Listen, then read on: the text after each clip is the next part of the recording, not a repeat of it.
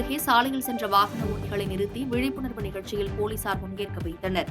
சேலம் மாவட்டம் ஓமலூர் அருகே உள்ள பாகல்பட்டி கிராமத்தில் ஓமலூர் காவல் நிலையம் சார்பில் பொதுமக்களுக்கு 5 வகையான விழிப்புணர்வு நிகழ்ச்சி நடத்தப்பட்டது.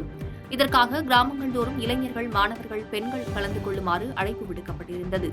இந்த நிலையில் ஓமலூரில் இருந்து சேலம் செல்லும் சாலை வழியாக மோட்டார் சைக்கிளில் சென்ற இளைஞர்கள், பெரியோர்களை போலீசார் வளைத்து பிடித்து விழிப்புணர்வு நிகழ்ச்சியில் பங்கேற்க செய்தனர்.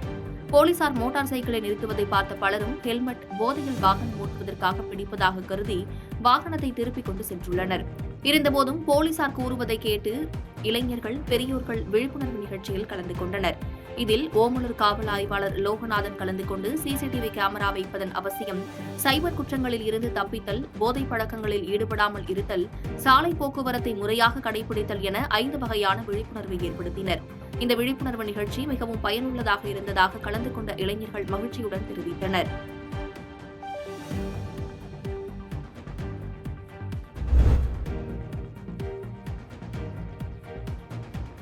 நீலகிரியில் இ-பாஸ் நடைமுறையை திரும்பப் பெறக் கோரி அனைத்து சங்கங்கள் சார்பில் நீலகிரி நாடாளுமன்ற உறுப்பினர் ஆர் ராசாவிடம் கோரிக்கை மனு அளிக்கப்பட்டது. மலைகளின் அரசு என்று அழைக்கப்படும் நீலகிரி மாவட்டத்திற்கு அளவுக்கு அதிகமான வாகனங்களின் வருகையால் போக்குவரத்து நெரிசல் ஏற்பட்டது. இதனை தவிர்க்க மே 7 முதல் மறு உத்தரவு வரும் வரை சுற்றுலாப் பயணிகள் செல்ல இ-பாஸ் முறையை அமல்படுத்த சென்னை உயர்நீதிமன்றம் உத்தரவிட்டது. இந்நிலையில் இ-பாஸ் நடைமுறையால் உதகை விடுதி உரிமையாளர்கள், சிறு வியாபாரிகள் உள்ளிட்ட சுற்றுலா தொழிலை நம்பியுள்ளோர் ஏமாற்றம் அடைந்துள்ளதாகவும், மாவட்டத்தில் உள்ள வியாபாரிகளின் வாழ்வாதாரம் கேள்விக்குறியாகி உள்ளதாகவும் கூறி இ-பாஸ் நடைமுறையை ரத்து செய்ய வேண்டும் என நீலகிரி மாவட்டத்தில் உள்ள சுமார் 49 வியாபாரி சங்கங்கள் இணைந்து இன்று உதகையில் உள்ள நீலகிரி நாடாளுமன்ற உறுப்பினர் ஆர் ராசா அலுவலகத்தில் அவரை நேரில் சந்தித்து கோரிக்கை மனுவை அளித்தனர். மனுவை பெற்றுக்கொண்ட நீலகிரி நாடாளுமன்ற உறுப்பினர் ஆர் ராசா இதுகுறித்து பரிசீலனை செய்யப்படும் என கூறினார்.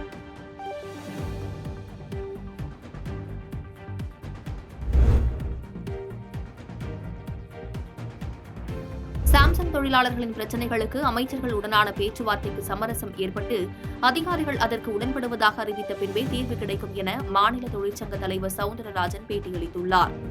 காஞ்சிபுரம் அடுத்த சுங்குவார்சத்திரம் பகுதியில் இயங்கி வரும் சாம்சங் இந்தியா நிறுவன தொழிலாளர்கள் கடந்த மாதம் 9ஆம் தேதி முதல் பல்வேறு கோரிக்கைகளை வலியுறுத்தி தொடர் போராட்டத்தில் ஈடுபட்டு வருகின்றனர். ஏற்கனவே பல கட்ட பேச்சுவார்த்தைகள் தோல்வியடைந்த நிலையில் இன்று ஸ்ரீபெரும்புதூர் இருங்காட்டுக்கோட்டை பகுதியில் அமைந்துள்ள தொழிலாளர் துணை ஆணையர் அலுவலகத்தில் துணை ஆணையர் கமலக்கண்ணன் மற்றும் இணை ஆணையர் ரமேஷ் தலைமையில் முத்தரப்பு பேச்சுவார்த்தை நடைபெற்றது. இதில் தொழிலாளர்கள் தங்களது கோரிக்கைகளை எடுத்துரைத்தும் அதை ஏற்க மறுத்து நிர்வாகம் பதிலளித்ததால் இந்த முறையும் தோல்வியடைந்தது. அதனைத் தொடர்ந்து செய்தியாளர்களிடம் பேசிய மாநில தொழிற்சங்க தலைவர் சவுந்தரராஜன், தொழிலாளர் நலத்துறை அலுவலருடன் பேச்சுவார்த்தையே இதற்கு தீர்வு காண வழிவகுக்கும் எனவும், அமைச்சர் அளவிலான பேச்சுவார்த்தைகள் சமரசம் ஏற்பட்டு அதன்பின் மீண்டும் அலுவலர்கள் பேச்சுவார்த்தையில் ஈடுபட்டால்தான் தீர்வாக இருக்கும் என கூறினார். இது அபிஷியலான பேச்சுவார்த்தை அதிகாரி முன்ன நடக்கிறது. அமைச்சர் முன்ன நடக்கிறது சமரசம் பண்றதுக்கு அவர் எடுக்கிற முயற்சி அவ்வளவுதான். அது மினிட்ஸ் ஆகி மற்றதாகி அப்படிப்பட்ட ஒரு பேச்சுவார்த்தையாக அது வராது. அவரு தீர்த்து வைக்கிறதுக்கு முயற்சி பண்றாரு. ஒருவேளை அங்கே ஒரு உடன்பாடு எட்டப்பட்டால் அவர் உடனே அதிகாரிகளை கூப்பிட்டு முறைப்படி இங்கே பேச்சுவார்த்தை நடக்கிற மாதிரி ரெக்கார்ட் பண்ணி அதில் தான் கையெழுத்து போட முடியுமே தவிர அமைச்சர் கையெழுத்து போட்டு அமைச்சர் முடிவுக்கு வர்ற பிரச்சனைலாம் கிடையாது. அமைச்சர் தொழிலாளர் துறை அமைச்சருங்கிற முறையில் இதை நம்ம முடிவு கொண்டு வந்து ஆகணும் அப்படின்னு அவர் முயற்சி பண்ணுறாரு. டிஆர்பி ராஜா பேசியிருக்காரு, சிவி கணேசன் தான் கூப்பிட்டுருக்காரு. 3 பேர் கமிட்டி போட்டிருக்காரு. அந்த கமிட்டியாக எங்களை இது வரைக்கும் சந்திக்கலை.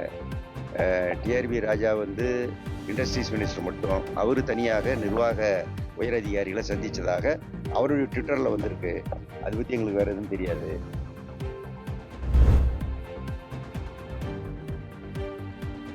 விழுப்புரம் மாவட்ட ஆட்சித்தலைவர் அலுவலகத்தில் வருவாய் மற்றும் பேரிடர் மேலாண்மை துறை மற்றும் ஊரக வளர்ச்சித்துறை சார்பில் பழங்குடியின மக்களுக்கு அரசு நலத்திட்ட உதவிகள் வழங்கும் விழா மாவட்ட ஆட்சித்தலைவர் பழனி தலைமையில் நடைபெற்றது. இவ்விழாவில் சுமார் 120 பழங்குடியின மக்களுக்கு ரூபாய் 4,14,00,000 மதிப்பில் புதிய வீடு கட்டுவதற்கான ஆணை, இலவச வீட்டுமனை பட்டா, ஜாதி சான்றிதழ் உள்ளிட்ட நலத்திட்ட உதவிகளை அரசு முதன்மை செயலாளர், ஆணையர், போக்குவரத்து துறை மற்றும் மாவட்ட கண்காணிப்பு அலுவலர் சுன்சோகம் ஜெடக் சிறு வழங்கினார்.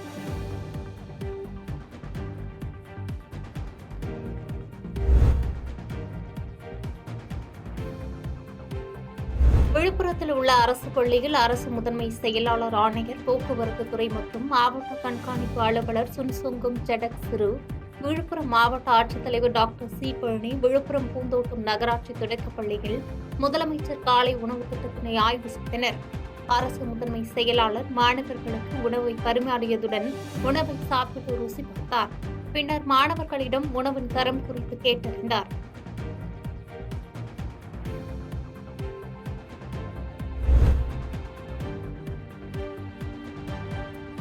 கம்பம் அருகே உள்ள ராயப்பன்பட்டி அதனை சுற்றியுள்ள பகுதிகளில் 1 மணி நேரம் கனமழை கொட்டி தீர்த்தது. தேனி மாவட்டம் கம்பம் அருகே உள்ள ராயப்பன்பட்டி மற்றும் அதன் சுற்றுவட்டார பகுதிகளில் சுமார் 1 மணி நேரம் காற்றுடன் கூடிய கனமழை பெய்தது. இதனால் ராயப்பன்பட்டி, அணைப்பட்டி, காமையகவுண்டன்பட்டி, ஆனைமலையான்பட்டி, கோகிலாபுரம் மற்றும் அதனை சுற்றியுள்ள பகுதி விவசாயிகள் மகிழ்ச்சியடைந்தனர். அதேபோன்று வெயிலின் தாக்கமும் குறைந்ததால் மக்கள் சற்று நிம்மதியடைந்தனர்.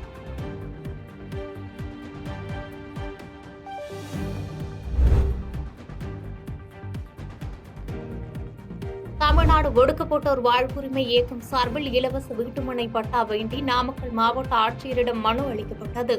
நாமக்கல் மாவட்டம் குமாரபாளையத்தில் தமிழ்நாடு ஒடுக்கப்பட்டோர் வாழ்வுரிமை இயக்கத்தை சேர்ந்த 35 குடும்பங்கள் சொந்த வீடு இல்லாமல் வாடகை வீட்டில் அவதியடைந்துள்ளனர். எனவே வீட்டு நிலம் இல்லாத 35 குடும்பங்களுக்கு வீட்டுமனை வழங்க வேண்டி மாவட்ட ஆட்சியர் அலுவலகத்தில் 50க்கும் மேற்பட்டோர் தமிழ்நாடு ஒடுக்கப்பட்டோர் வாழ்வுரிமை இயக்கம் சார்பில் மனு கொடுத்தனர்.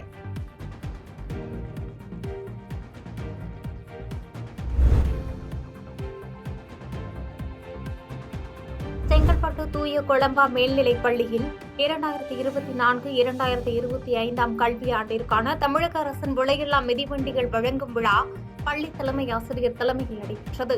இவ்விழாவில் செங்கல்பட்டு சட்டமன்ற உறுப்பினர் வரலட்சுமி மதுசூதனன், நகர்மன்ற தலைவர் தேன்மொழி நரேந்திரன் ஆகியோர் கலந்து கொண்டு 11ஆம் வகுப்பு பயிலும் மாணவ மாணவியர் 112 பேருக்கு இலவச விலையில்லா மிதிவண்டிகளை வழங்கினர்.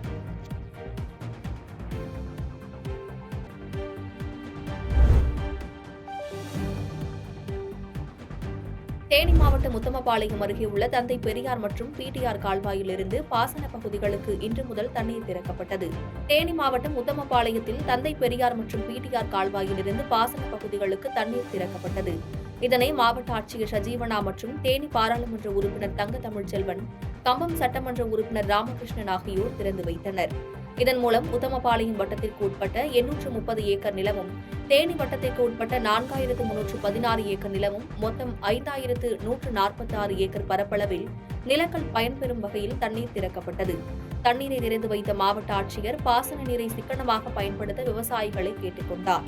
இதனைத் தொடர்ந்து தமிழக தேசிய விவசாயிகள் சங்கம் தேனி மாவட்ட தலைவர் சீனிராஜ் கூறுகையில், ஒருபோக சாகுபடிக்கு மட்டுமே தண்ணீர் திறந்துவிடப்படுவதாகவும் அரசாணையை மறுபரிசீலனை செய்து இருபோக பாசன விவசாயத்திற்கு தண்ணீர் திறந்துவிட வேண்டும் என்று கோரிக்கை விடுத்தனர்.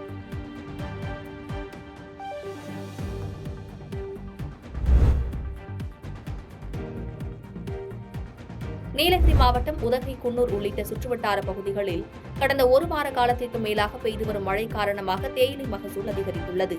நீலகிரி மாவட்ட மக்களின் பொருளாதாரத்தை நிர்ணயிக்கும் சக்தியாக சுற்றுலா மற்றும் தேயிலை விளங்கி வருகிறது. சுமார் 55,000 ஏக்கர் பரப்பளவில் தேயிலை விவசாயம் மேற்கொள்ளப்படுகிறது.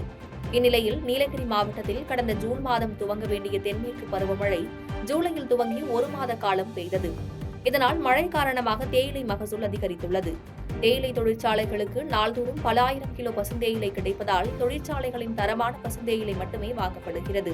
மகசூல் அதிகரித்துள்ள நிலையில் தேயிலை பறிக்க போதிய ஆட்கள் இல்லாததால் தேயிலைகள் காய்ந்து விடுவதாக விவசாயிகள் வேதனை தெரிவித்துள்ளனர்.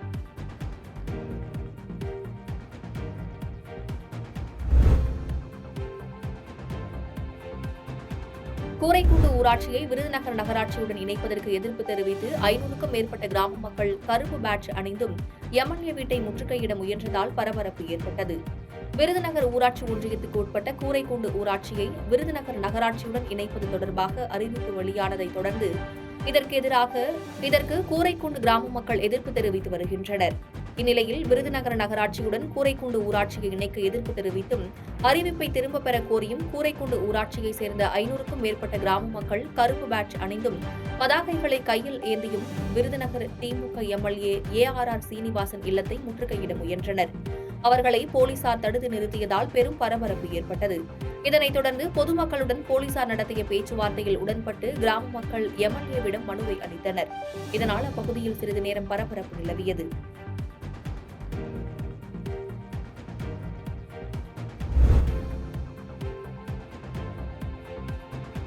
வேலூர் மாவட்டம் பேரணாம்பட்டு பகுதியில் கட்டப்பட்டு 6 மாதங்களே ஆன நகர்ப்புற ஆரம்ப சுகாதார நிலையம் உள்கூரை இடிந்து விழுந்து அதிர்ச்சியை ஏற்படுத்தியுள்ளது.